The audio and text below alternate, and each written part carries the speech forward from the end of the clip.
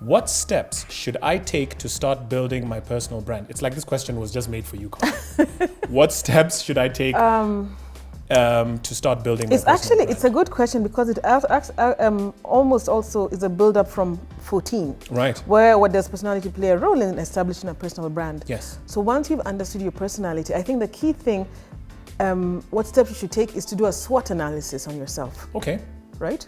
I mean, don't companies do SWOTs? Like yes, companies do SWOTs, strengths, weaknesses, opportunities, and threats. Mm-hmm. But also as a person, have you done a SWOT analysis on yourself as a personal brand? What are my strengths? What am I good at? Where are my weaknesses? Where do I need to improve? Where are my opportunities? And what's stopping me? A threat would be more of what is stopping me from reaching my strength. I see. Right.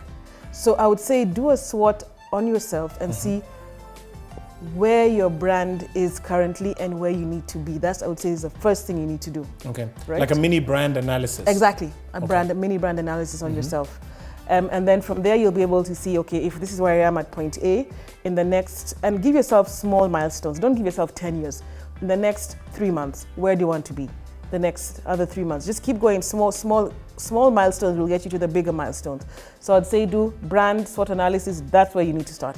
So So what I'm understanding is step one, check out your personality type, know how you react with your environment. Yeah. Step two, do a SWOT analysis and a mini brand analysis to find out, okay, what am I good at? What am I not good at? Where am I at currently? Yes. What does my brand look like? Yeah. And then from there, you can now start to go into your milestones and your objectives. And you're saying, don't go too big. Don't go too big. 10 start years, small. 15 years. Start small and have realistic goals.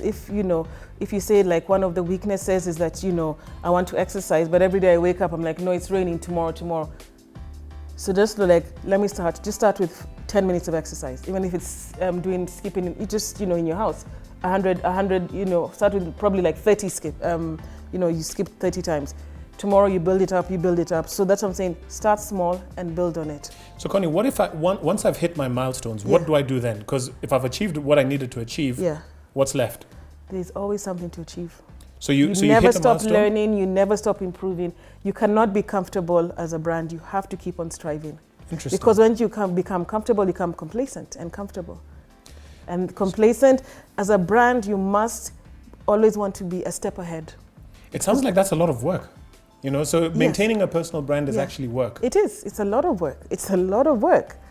But again, in order to be competitive as a brand, you got to put in the time. You look at a lot of the big personal brands out there. We can name them, the international ones, Kim Kardashian and so on. Yeah. If you have a strong personal brand, because most people will ask, okay, so-and-so, what have they done? Yeah. Why are they famous? Why are they famous? Yeah. Why do they have all the opportunities in life? Is it because they've put in all of this work that you've just described?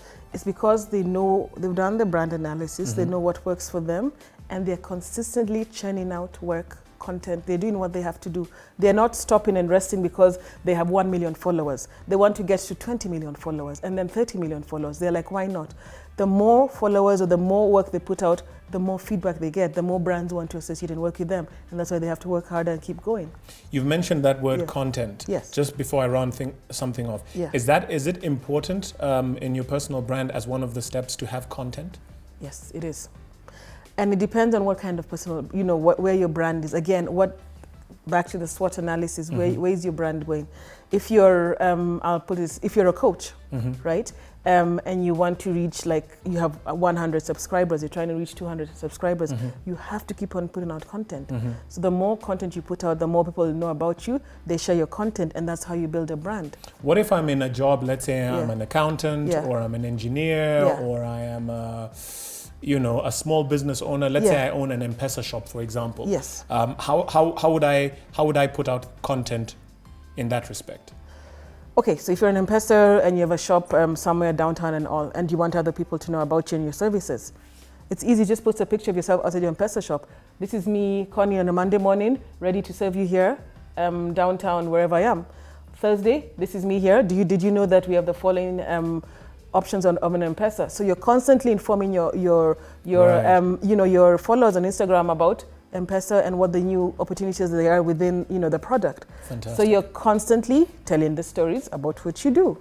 So even whether you're an engineer, whatever you're doing, engineer, you just, you know, you're giving people a journey about the construction site you're going to, and this is what I'm doing and all. So people are learning, oh, this is what we do in engineering. You know, when they say you never know who you're inspiring. When you do the things you're doing, you never know. I like that. You never know who you're inspiring. Know your personality type, do a SWOT analysis, have some milestones, and make sure that your content is out there. Keep putting out content that is consistent, that will allow certain people to know what you're up to, have followers, because at the end of the day, you never know who you're inspiring.